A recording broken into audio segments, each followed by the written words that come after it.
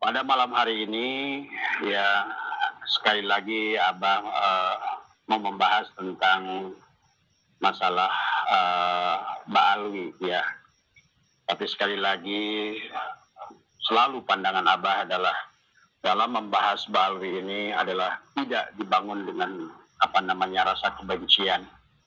Maka Abah juga mengajak kepada semua orang yang ingin meluruskan perkara yang baik, marilah kita bangun selalu adalah adil ya, dalam arti bahwa kita pada saat kita membahas sesuatu adalah sebagaimana dalam prinsip tasawuf ya, tahalli, tajalli. Tahalli adalah kosongkan dulu gelas kita, kemudian tahalli dan gantilah seolah-olah dengan sifat-sifat yang baik. Maka kita lihatlah dari dua sisi ya.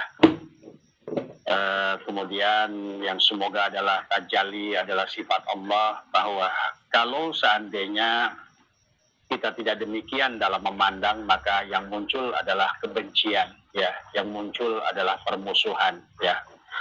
Tidak sedikit ya sahabat-sahabat Abah yang tadinya bertahan membela Ba'alwi, sekarang alhamdulillah karena Abah bangun dengan landasan ilmiah ya, diajak berpikir, bukan diajak untuk saling membenci, adalah sama-sama belajar, menggali dan memahami ya. Nah, kebetulan tadi sahabat siang Abah ada datang serombongan anak muda ya, yang mana yang kita bahas tadi adalah pertanyaannya menurut Abah bagus untuk kita angkat dalam live malam ini. Dari sekalian anak-anak muda pondok pesantren tadi bertanya, Bah, mana yang lebih bahaya antara hadis palsu dan sanad dan nasab yang palsu ya. Tentu dua-duanya adalah buruk ya sahabat ya. Dua-duanya hadis palsu maupun nasab yang palsu adalah buruk ya. Tapi kita bisa mengambil kias ya, bagaimana dari sejak baginda Nabi wafat sampai hari ini ya, bahkan pernah dilakukan oleh Imam Bukhari menseleksi hadis dari 127.000 hadis ya. Bayangkan, dari 120.000 hadis ternyata adalah hanya 4.000 saja kurang lebih yang aslinya. Selebihnya hadis itu adalah palsu. Bayangkan, pada zamannya Imam Bukhari adalah muhaddisin yang terkenal. Pada saat itu beliau sudah menseleksi 120.000 lebih hadis.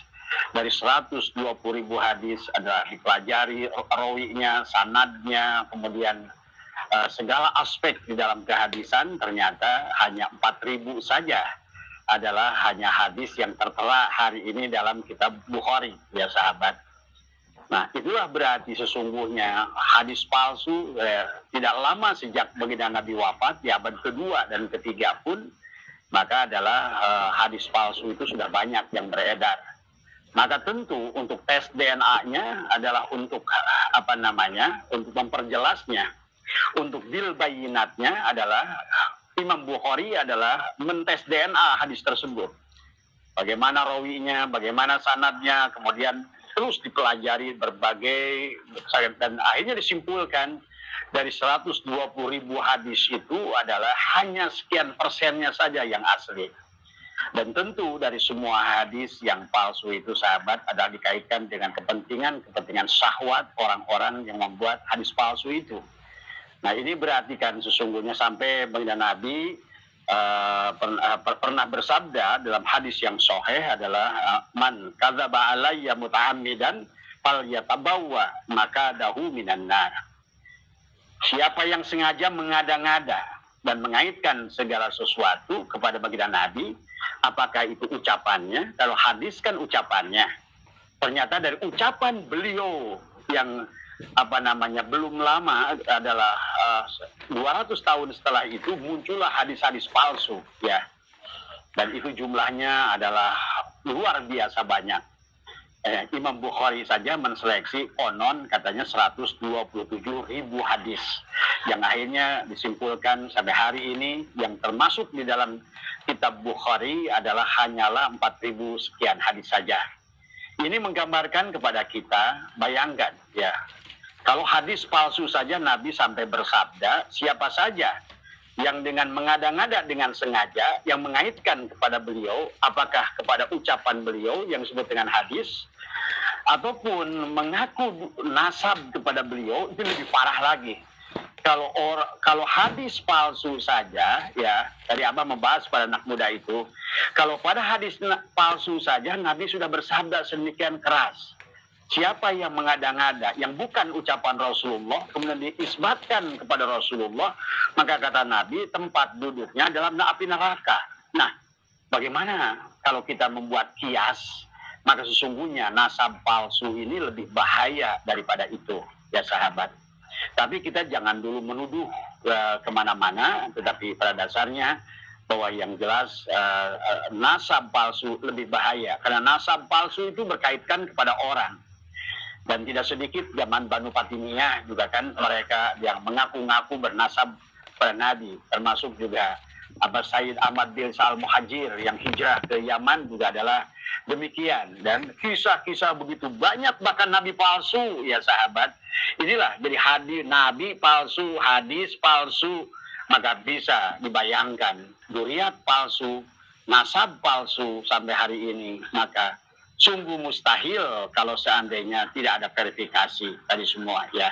Kalau zaman itu saja Imam Bukhari sudah membuat seleksi daripada hadis itu, ternyata dari 120.000 kurang lebih, ada satu kaul mengatakan 127.000 hadis, tapi ternyata setelah diseleksi hanyalah 4.000 saja yang benar-benar sanadnya dan rawinya.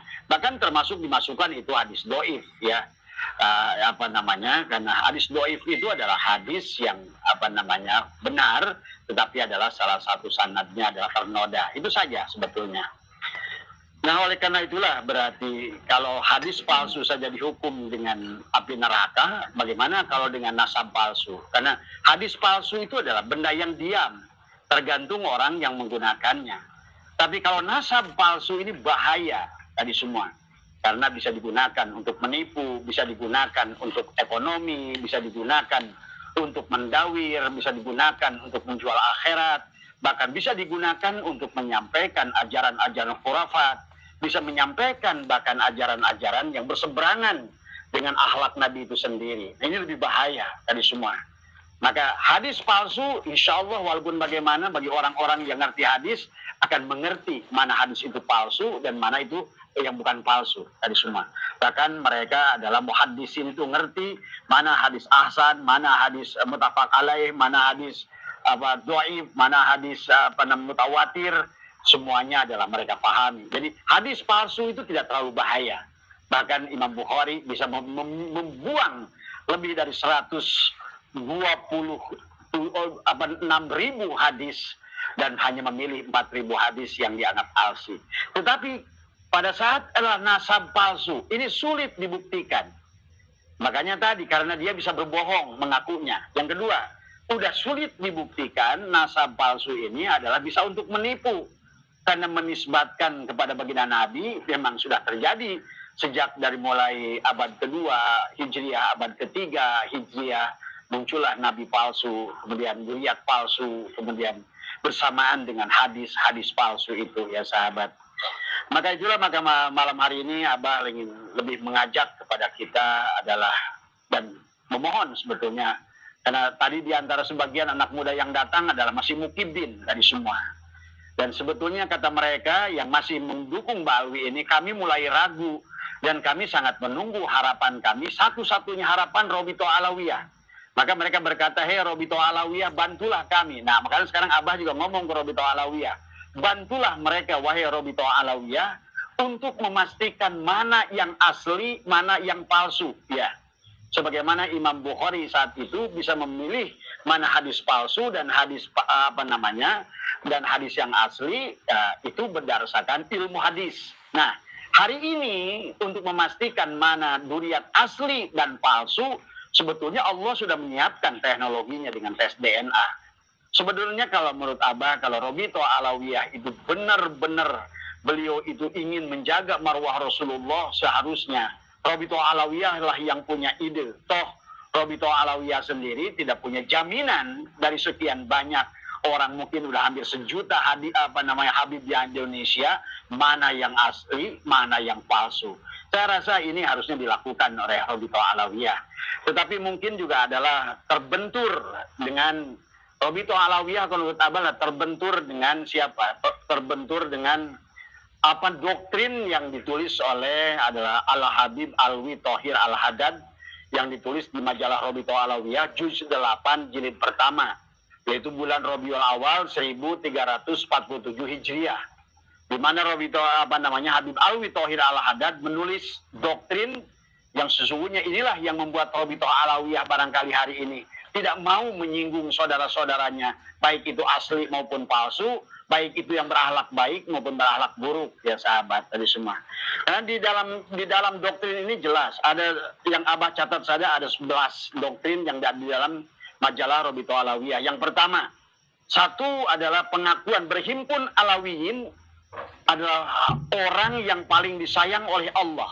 Ini jelas Habib Alwi Thohir Al-Haddad sudah salah menafsirkan ayat Al-Quran dan menempatkan mereka sebagai orang yang paling mulia di muka bumi ini berdasarkan ayat Al-Quran itu, ya.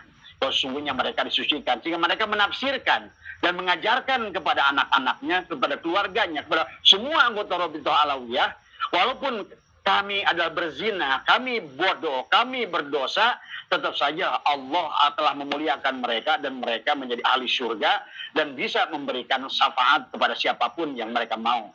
Ini kan sebetulnya sudah berarti jelas bahwa ini berseberangan dengan ajaran yang dibawa oleh baginda Nabi Muhammad SAW. Kemudian yang kedua, dia menuliskan di dalam doktrinnya adalah Alawiyin yang hakiki adalah ruh dalam keseluruhannya. Artinya bahwa mereka harus saling setia. Nah inilah yang menurut Abah kenapa Robito Alawiyah tidak melakukan tes DNA kepada anggotanya. Karena pasti dari sekian banyak itu mayoritasnya adalah palsu. Atau jangan-jangan, nah inilah kita tidak boleh sudon. Jangan-jangan. Nah inilah yang kemudian tadi anak muda yang datang ke Abah yang masih mukibin itu seharusnya katanya kami sangat berharap Robito Alawiyah itulah yang menginisiasi mentes DNA seluruh habaib yang ada di Indonesia. Abah setuju itu. Saya rasa dan dengan itu selesai seluruhnya tadi semua.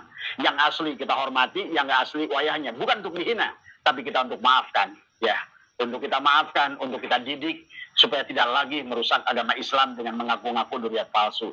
Yang ketiga, jika seorang alwi menentang pendahulunya, nah inilah persoalannya di sini.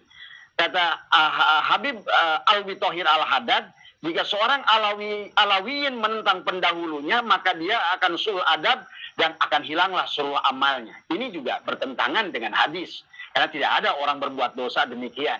Ya. Jadi kalau menurut saya Robito Alawiyah ini membuat doktrin Habib Alwi ini adalah memberatkan Robito Alawiyah sendiri. Nah ini ya. Kemudian yang dan mereka diperintahkan untuk setia satu sama lain. Saling menjaga rahasia satu sama lain. Nah inilah doktrin yang akhirnya membuat mereka sekarang bingung untuk menyampaikan mana yang asli, mana yang palsu, ya. Yang keempat, jika Alawiyin ada berpegang kepada kafa'ah, nah ini juga tentang kafa'ah, ya. Maka mereka berkata, jika Alawiyin tidak berpegang kepada kafa'ah, maka sudah jatuh akhlak mereka dari dahulu. Ini adalah rasis, ya di sini. Ini juga berseberangan dengan hadis-hadis baginda Nabi dan berseberangan dengan Al-Quran. Sampai ada perkataan di bawahnya, kalau seandainya Habibah dinikahi oleh pribumi atau ahwal, maka dosanya tidak terampuni sampai akhir hidupnya. Ini juga keluar dari Al-Quran dan keluar dari hadis. Dan walaupun mereka bisa mengembali keperawanannya, inilah dulu yang Abah bilang, Abah Setu, kalau seandainya ini pernyataan Nabi Muhammad dan Nabi Muhammad membenarkan, Abah Setu yang akan keluar dari umat Nabi Muhammad. Karena saking gak yakin perkataan semacam ini adalah baginda Nabi yang sangat penyayang akan menuliskan hal-hal yang sangat buruk semacam ini. Kita ngerti kafa'ah. Imam Syafi'i membahas tentang kafa'ah. Kufu, kesesuaian. Tapi tidak seperti kafa'ah, rasisme yang dilakukan oleh Robito Alawiyah. Kemudian yang selanjutnya, ya, kekayaan kaum Alawiyin adalah di Pulau Jawa. Dikatakan di sini. Akan menjadi kemiskinan yang parah selama mereka tidak saling menolong. Artinya saling menutup rahasia di antara sesama Alawiyin. Dari semua. Maka Pulau Jawa dikatakan adalah seolah-olah sudah jajahan mereka. Maka kalau seandainya kalian tidak saling, dan Abah rasakan dulu, pada saat Abah nolong seorang Habib untuk pergi umroh, maka ratusan Habib datang dari berbagai penjuru Indonesia. Sama kok mereka tahu. Pada saat kita nyumbang gede ke Habib itu, maka muncullah rombongan di belakangnya. Inilah karena di antara mereka adalah menganggap bahwa Pulau Jawa adalah jajahan, maka orang-orang yang sudah mau memberikan itu adalah merupakan orang-orang yang bisa dijajah. Nah inilah yang mereka catatkan sendiri. Maka dikatakan Jawa adalah milik kami, Jawa adalah milik Tarim, Jawa adalah pintu Aulia Tarim. Nah inilah sampai ada lagu ya Tarim itu ya sahabat tadi semua. Kemudian dikatakan di dalam yang nomor 8, jika seorang Alawiyin atau seorang Habib itu bercampur dengan orang dusun, nah bilangnya ke pribumi itu dusun, dalam kurung ahwal, maka akan membeku dan membatu. Ini sungguh menghina. Ini sama sepertinya doktrin sama orang Belanda dulu. Anjing dan pribumi dilarang masuk. Karena doktrin orang Belanda saat itu, anjing dan pribumi itu diantaranya adalah kerjasama antara Senokor Gronje dan Usman bin Yahya. Jadi seolah-olah orang pribumi ini bersama derajatnya dengan anjing. Maka ditulislah anjing dan pribumi dilarang masuk tadi semua. Ini cocok dengan dalil yang di sini. Jika orang Alawiyin atau Habib itu bercampur dengan orang dusun atau ahwal, maka dia akan membeku dan membatu tadi semua. Ya, berarti seolah-olah dilarang, jangan berkompromi dengan orang lokal kecuali kamu untuk menjajahnya. Tetapi ada iming-iming kepada muhibbin. Jika membela kaum Alawiyin ini menimbulkan kecintaan daripada mereka, janjikan kepada mereka, kepada orang-orang yang menjadi muhibbin ini adalah kabar gembira bahwa mereka akan memperoleh keagungan dan kemuliaan. Coba. Inilah kenapa sekarang banyak muhibbin yang tidak sadar. Ini sahabat ya, yang sebetulnya kenapa kata Abah bahwa nasab palsu atau Habib palsu ini lebih bahaya daripada hadis palsu. Kalau hadis palsu, walaupun mungkin banyak orang masih tertipu, tapi insya Allah kiai-kiai kita ini mumpuni, apalagi ulama-ulama NU mengerti mana hadis maudhu, mana adalah hadis doif, mana hadis mutawatir, mana hadis ahsan, mana hadis mutafaq alaih, dan mengerti adalah semuanya sahabat ya. Jadi hadis palsu tidak bahaya. Walaupun Nabi begitu bersabda, man kadaba alayya muta'ammidan falyatabawa maqadahu minan nar. Siapa yang mengada-ngada membuat hadis-hadis palsu, nah kata Nabi tempat duduknya adalah dalam neraka. Terus bagaimana dengan nasab palsu? Nasab palsu ini 1000 kali lebih bahaya daripada hadis palsu ya. Walaupun begitu sahabat, kita tidak boleh ada kebencian kepada mereka. Kita lakukan dengan ilmiah, kita verifikasi ya, dan kita harus paham. Cuma mungkin masukan kepada Robito Alawiyah, kenapa Robito Alawiyah harus mengecek? Ingatlah sejarah. Silakan nanti Pak Taufik Assegaf baca bukunya Hub de Jong. Silakan Pak Taufik Assegaf nanti baca bukunya Pandenberg. Bagaimana mengisahkan Anda dan saudara Anda. Ini kan dikhawatirkan bukan apa-apa. Saya menolong menyelamatkan kalian para habaib ini yang takut. Kalau membuat hadis palsu aja Nabi sudah mengancam, bagaimana kalau orang mengaku sebagai nasab palsu? Maka oleh karena itu sebagai masukan informasi barangkali buat berpikir siapa Hanif Alatas dan juga barangkali buat Taufik Assegaf. Ada informasi dari Hub de Jong, ada informasi dari Panderplas dan Pandenberg tentang siapa para habaib ini dan kapan datangnya, silakan dipelajari. Karena dari Hub de Jong mereka mencatat hanya ada 700 habib yang dibawa oleh Belanda ke Indonesia itu. Hanya ada 700 habib atau ba'alwi, tetapi diikuti oleh 20.000 hadromi. Yang sekarang orang di Indonesia semua hadromi itu ngaku habib. Dan tadi ini barangkali Pak Taufik Assegaf, jadi mungkin tolong bantu teman-teman. Saya tidak meyakinkan mereka supaya meninggalkan Anda. Cuma saya dimintakan tolong oleh mereka, tolong sampaikan ini masalah Robito Alawiyah. Kalau benar duriat Nabi, buktikan. Zaman baginda Nabi saja, Abu Hurairah, Imam Bukhari, sudah memverifikasi hadis, ternyata dari 127.000, itu ternyata hanya 4.000 saja yang asli. Jadi sekarang kalau ada Habib 1 juta, Berapa orang yang aslinya? Karena di sini dijelaskan oleh Huub de Jong. Kemudian lihat nanti dari surat yang ditulis oleh anaknya Usman bin Yahya, meminta kepada Gubernur Jenderal Belanda saat itu adalah untuk menetapkan mereka, padahal mereka menyebutkan orang dari Hadromi ini disebut masakin. Habibnya itu cuma 700, itu juga belum tentu asli. Itu 700. Tetapi diikuti oleh 20.000 masakin orang Hadromi yang kemudian semuanya minta adalah dihabibkan tadi semua. Nah, bersamaan dengan itu kebetulan Belanda perlu. Nah, inilah masalah kembali. Muhammadiyah berdiri 18 November 1912. Setelah Muhammadiyah berdirilah Nahdlatul Ulama 31 Januari 1926. Kemudian atas inisiasi Belanda saat itu, para habaib yang dibawanya dari Yaman itu suruh membentuk organisasi yang bernama Rabithah Alawiyah. Dan di situ kan terjadi persoalan karena persoalannya di mana? Karena Belanda meminta disatukan antara orang yang dari sananya mengaku Habib dengan orang yang sebetulnya bukan Habib. Yang tahun 2000 dari bukunya Huub de Jong, ya, tahun 1920 mereka jumlahnya 20.000 yang bukan habaib itu, yang bukan duriat itu, yang tidak, mereka memang datang sebagai orang miskin, datang ke Indonesia sebagai adalah kuli Belanda dari semua. Kemudian 1930 jumlahnya 30.000. Kemudian waktu Indonesia merdeka 1945 jumlahnya 50.000 orang. Dan hari ini barangkali sudah 1 juta orang lebih Balawi yang ada di Indonesia tadi semua. Ya. Ini ada tamu di depan, tolong dijemput ya tadi semua. Tadi dipahami ya. Jadi ini ya barangkali masukan kepada Rabithah Alawiyah ya.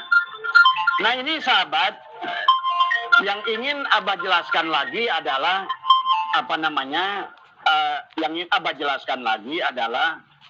kalau seandainya penentuan hadis ini adalah begitu selektif dulu, nah seharusnya sekarang karena hadis palsu adalah tidak lebih bahaya daripada nasab palsu, sebaiknya yang nasab palsu ini adalah harusnya lebih diverifikasi, lebih akurat tadi semua. Karena bahaya, dan bahayanya sudah terbukti. Bahayanya bukan hanya baru rencana. Jadi kalau yang Abah catat saja di sini bahaya yang sudah mereka lakukan itu diantaranya, ini baru diantaranya adalah kemudian sejarah NU sudah dibelokkan, dipalsukan dan dirusak. Kemudian kiai-kiai NU dicaci dan dihina, Banser Ansor dihina, makam leluhur dibelokkan dan dipalsukan. Indonesia diklaim, bendera diklaim, lagu kebangsaan diklaim, pahlawan diklaim, Pancasila dihina, pemerintah dihina, istana dihina, presiden dihina, menteri dihina, umat diajari dan diajak membenci, umat diajari perang, dan ceramahnya adalah hanya caci maki. Ya itulah. Maka saya meminta kepada Rabithah Alawiyah, apa yang data yang diberikan ini dijadikan dasar alasan untuk menguji para habaib ini, karena dulu hadis saja oleh Imam Bukhari dari 127.000 diseleksi, ternyata yang asli cuma 4.000. Bagaimana sekarang coba setelah 1.000 tahun? Setelah 1.000 tahun bisa dipastikan, sementara kalau hadis nggak ada yang bisa bohong. Hadis itu hanya bisa diuji dengan ilmu. Kalau Habib ini kan bisa bohong. Maka tidak ada jalan lagi Rabithah Alawiyah kalau ingin membantu orang-orang yang mereka, para mukibin-mukibinnya itu, segeralah lakukan penelitian, segeralah lakukan penelusuran dengan pengetesan DNA kepada mereka. Itu ya. Nah, tetapi walaupun begitu sahabat, karena Abah bilang tadi, jangan ada kebencian. Maka membahas juga kita harus mengatakan apa yang baik daripada habaib ini. Karena dari setelah penelitian kita jelas bahwa yang harus dipahami oleh kita adalah ada seorang yang sudah kita diakui lah keulamaannya ya. Siapa itu? Yang diantaranya adalah Imam Abdullah Alawi Al-Haddad ya. Kita harus akui beliau sebagai ulama. Jadi jangan satukan kasus nasab dengan keilmuan seseorang. Maka itulah dari awal Abah sering berkata bahwa ilmu itu di atas nasab tadi semua, tapi adab di atas ilmu tadi semua. Maka kalau seandainya hanya berlandaskan nasab, maka tadi Habib bodoh itu bisa dijadikan alat untuk mendawir, dijadikan alat untuk menjajah manusia, orang Islam tadi semua. Nah inilah yang harus nah tapi kembali di antara mereka kan Kiai Miftahul Ahyar berkata ada ulama yang soleh, saya setuju. Karena dan kita pun wahai para yang sekarang sudah menolak Ba'alwi, tidak boleh kita disamaratakan. Karena dari sekian Ba'alwi diantaranya adalah Al-Imam Abdullah Alwi Al-Haddad.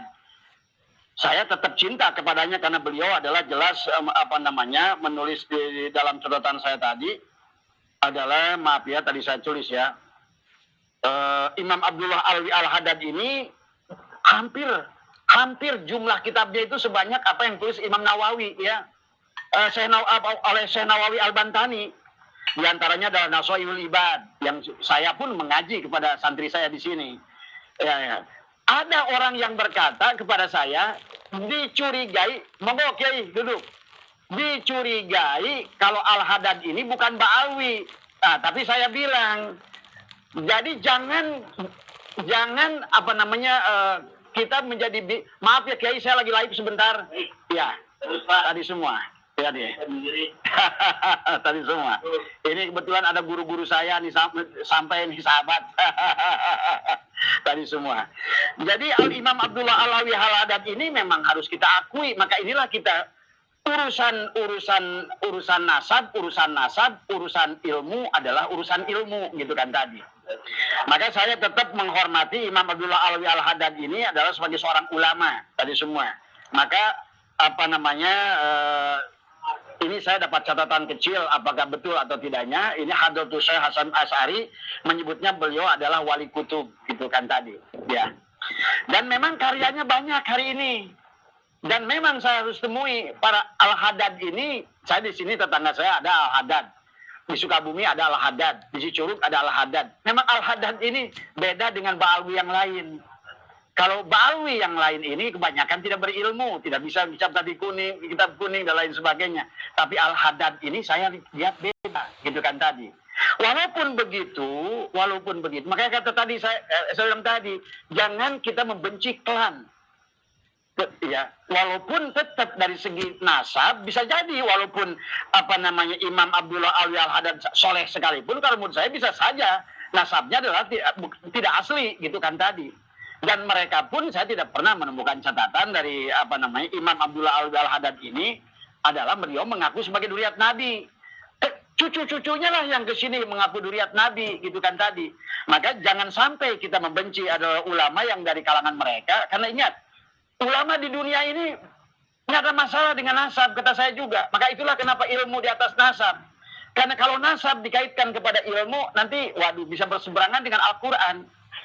Ingat, Al-Quran itu hanya melihat semuanya manusia itu dalam keadaan suci dilahirkan. Makanya walaqad karomna Bani Adam.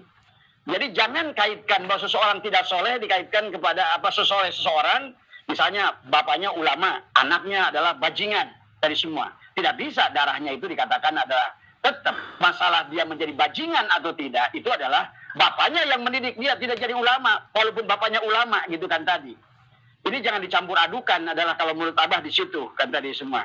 Karena kalau menurut Abah tetap Abdullah Alwi Al-Haddad ini tetap adalah seorang ulama yang jelas kitabnya dan kemudian juga karyanya juga banyak. Nah, itu kita tidak boleh karena menolak Ba'alwinya kita tolak ulama-ulama dari mereka. Kalau menurut saya tidak begitu. Kalau menurut saya, gitu kan tadi pandangan Abah saya itu nggak begitu. Saya tetap mengatakan apa? Karena ilmu di atas nasab. Buktinya apa ilmu di atas nasab? Nabi Nuh alaihissalam punya anak, Kan'an. Nasab Nabi Nuh luar biasa, tapi anaknya Kan'an masuk neraka. Tapi Azar adalah ayahnya Nabi Ibrahim. Azar itu tukang patung, pengikut Namrud. Tapi beliau punya anak Nabi Ibrahim, bahkan dari Nabi Ibrahim turunlah keturunan Nabi Ishak, Nabi Ismail. Dari Nabi Ishak keturunlah nabi-nabi Bani Israel yang begitu banyak dan juga soleh-soleh semua. Jadi sekali lagi urusan nasab, jadi jangan kita membenci, menyamaratakan Habib-Habib yang berilmu yang jelas karyanya dan kitabnya karena mereka Ba'alwi.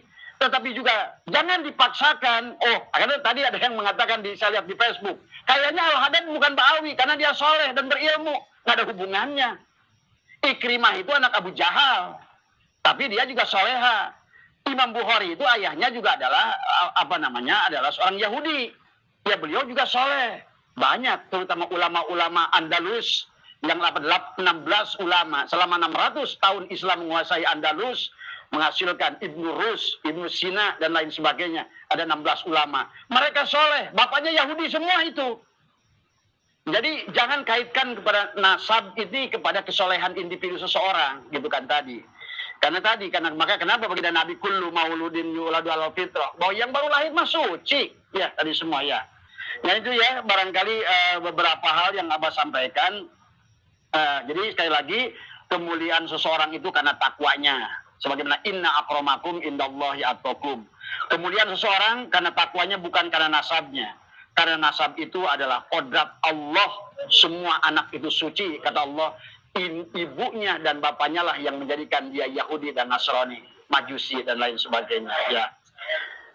Jadi saya tetap mencintai adalah Habib Abdullah Ali Al-Haddad tadi semua. Ya. Nah, dikaitkan dengan Rotib Al-Haddad, sahabat, walaupun ada memang pernyataan belakangan, ternyata Rotib Al-Haddad itu adalah dari Rotibnya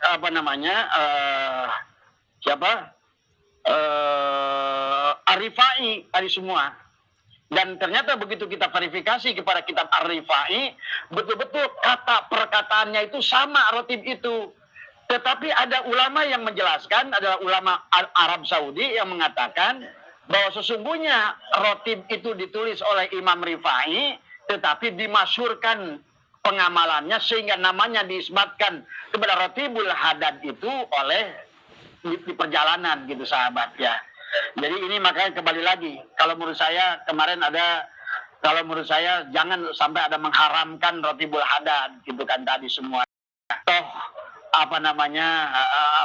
kalau saya lihat ditelusuri ternyata Rotib Al-Haddad itu juga tidak, walaupun betul di dalam Rotib Ar-Rifai, tetapi adalah beliau jelas tidak pernah mengatakan bahwa saya mencurinya atau lain sebagainya. Tapi beliau adalah mungkin yang memasyurkannya. Sehingga namanya karena sering banyak orang diamalkan dan itu seolah-olah datang dari orang yang memasyurkan, maka jadilah namanya Rotibul Haddad. Ya. Jadi kita husnudzan saja dalam perkara ini. Jadi siapa yang mau mengamalkan, karena saya tidak setuju kemarin ada ulama yang mengharamkan. Apa salahnya dengan amaliyah? Sama saja dengan golok. Golok bisa buat nyembelih orang, dia bisa juga buat kayu bakar. Ilmu juga sama, dua sisi. Ilmu itu selalu punya, segala perkara ada dua sisi, baik dan buruk, tergantung niat dari orang yang melakukannya. Jadi menurut saya di sini yang harus, walaupun ada yang mengatakan katanya ilmu itu harus ada sanad, ya betul. Kalau kita berdasarkan sanad semua, ya berarti hadis dari Abu Hurairah itu batal, dari Imam Bukhari. Karena Imam Bukhari itu adalah merupakan keturunan Yahudi. Ibnu dari Ibnu Sina, Ibnu Rus, kemudian juga Al-Jabar, adalah orang-orang yang sesungguhnya orang tuanya Yahudi. Kemudian kita katakan berarti juga batal. Enggak demikian kalau menurut saya. Kita belajar dari Imam Ghazali, Ihya Ulumuddin. Kita nggak tahu juga Imam Ghazali kepada siapa tahnya. Kita belajar dari Syatailah Al-Hikam. Kita juga nggak tahu siapa keluarga Syatailah Askandari itu. Kita belajar dari Tuan Abdul Qadir Al-Jailani. Ini maksud saya bahwa sesungguhnya bahwa jangan sampai ada bahasan bahwa amaliyah yang sudah kita amalkan kemudian kita karena mereka adalah datang dari Ba'alwi, kemudian kita katakan haram untuk mengamalkannya. Amaliyah itu innamal amalu binniyat kalau menurut saya tadi semua ya. Kalau dikaitkan dengan sanad ya tentu, tetapi kecuali adalah sanad thariqah. Kalau sanad thariqah itu jelas berbeda. Karena kalau sanad secara umum kalau menurut saya adalah boleh-boleh saja tadi semua ya. Ya sedikit lagi ya Mas ya, Rotibul Haddad, Rotib Arifah, kemudian nah inilah yang sesungguhnya yang merupakan informasi buat Syekh Rabi'ah Alawiyah. Sebetulnya antara orang Hadromi dengan Habib yang datang dibawa oleh Sunan Kordonyo itu cuma 700 orang.